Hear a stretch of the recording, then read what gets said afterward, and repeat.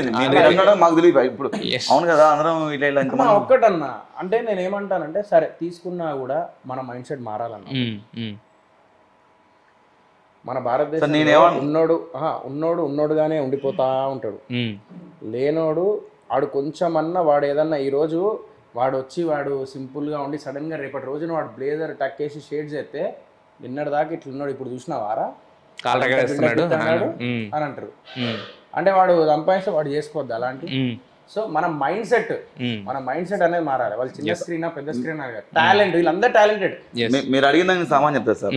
మీరు ఏమన్నారు, అందరూ బిగ్ బాస్ చూస్తున్నామా సినిమా చూస్తున్నాను కదా అంటే బేసిక్ గా అక్కడ ఎవరైతే అన్నారో వాళ్ళకి చెప్తున్నాను, వాళ్ళ కథను చూడట్లయితే కథను ఫాలో అవ్వట్లయితే ఆర్టిస్టులు ఎవరున్నారో వాళ్ళని చూస్తున్నారు. అంటే ఇప్పుడు సార్ ఒకటే సార్, నేను చాలా వింటాను సార్, ఇది అందరు టీవీ ఆర్టిస్టులు అయిపోయారు, అందరు జబర్దస్తులు అయిపోయారు, అందరు బిగ్ బాస్లు అయిపోయారు అంటే సార్ నువ్వు కథను చూస్తున్నప్పుడు ఇవన్నీ ఆలోచించు. నువ్వు కథను ఫాలో అవుతున్నావు, ఇవన్నీ ఆలోచించు. నువ్వు ఇంకా అవే గుర్తు తెచ్చుకున్నావు అంటే మేము అంత గుర్తుండిపోయావు నీకు. అంటే అంత అవుట్పుట్ మేము ఇచ్చాము, అంత బ్రెయిన్ లోకి ఇంప్రెషన్ అయితే ఉంది. నువ్వు ఇంకా అదే మైండ్ సెట్ లో ఉన్నావు అంటే నువ్వు కథను ఫాలో అవ్వకుండా పర్సన్స్ చూస్తున్నావు అన్నప్పుడు మనం ఇంకేం చేయలేము. అయితే ఇప్పుడు ఇందా మీరు చెప్పారు దీనికి ఒక స్పెసిఫిక్ ఆఫ్ తెలంగాణ లాంగ్వేజ్ ఉందని, కొంతమంది దాని మీద కూడా కామెంట్ చేస్తున్నారు. దీంట్లో తెలంగాణ యాస కూడా కొంచెం అటు ఇటుగా ఉంది అని చెప్పేసి, దానికి ఏం చెప్తారు మరి? ఎవరు చెప్పారు? కొంతమంది కామెంట్స్లోనే, రివ్యూస్లో, వాటిలో వీటిల్లో కామెంట్స్లో డైలెక్ట్ కొంచెం తెలంగాణ డైలెక్ట్ని కొంచెం తేడాగా వాడారు అని. చాలా మంది తెలియదు అన్న. ఇప్పుడు అతను అపోతాను ఏం చెప్తానవరా, ఇవన్నీ ఊరు తెలంగాణ పిస చెప్తావు, ఇవన్నీ ఊరు తెలంగాణ.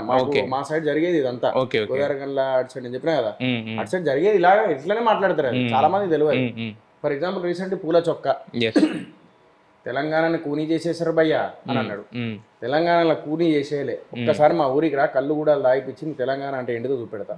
పక్క మన గోదావరి కానీ, కరీంనగర్, వరంగల్, ఈ మన జగిత్యాల ఈడ తీసుకెళ్ళి నేను చూపెడతా నీకు అక్కడ మాట్లాడే విధానం. మళ్ళీ నువ్వే వచ్చి రివ్యూ ఇస్తావు దాని మీద. సో తెలియకుండా ఇష్టమైనట్టు కూనీ చేసేసిండు. అది మేము మాట్లాడేది ప్రతి అందులో లాంగ్వేజ్, ప్రతి వర్డ్ మా ఊర్లో యూజ్ చేసేది అది. బైలంగా వీరా బాలరాజు అంటారు. బైలంగా అంటే ఏంటిది మా ఊర్లో? జాగ్రత్త బైలంగా అంటారు. ఇప్పుడు దాన్ని కూడా పట్టుకొని అంటే ఇలాంటి వాడికి అర్థం కాలే, బేసికలీ వాడికి అర్థం కాలే.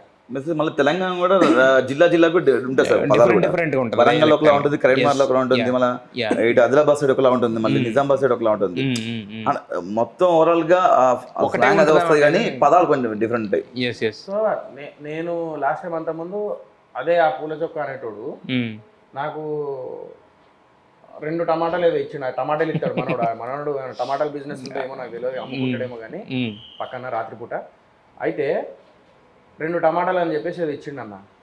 అంతకుముందు నేను కింద పాజిటివ్గా కమెంట్ పెట్టినా, నేను thank you bro, next time నుంచి ఐ ట్రై ఏ గుడ్ పెట్టినా.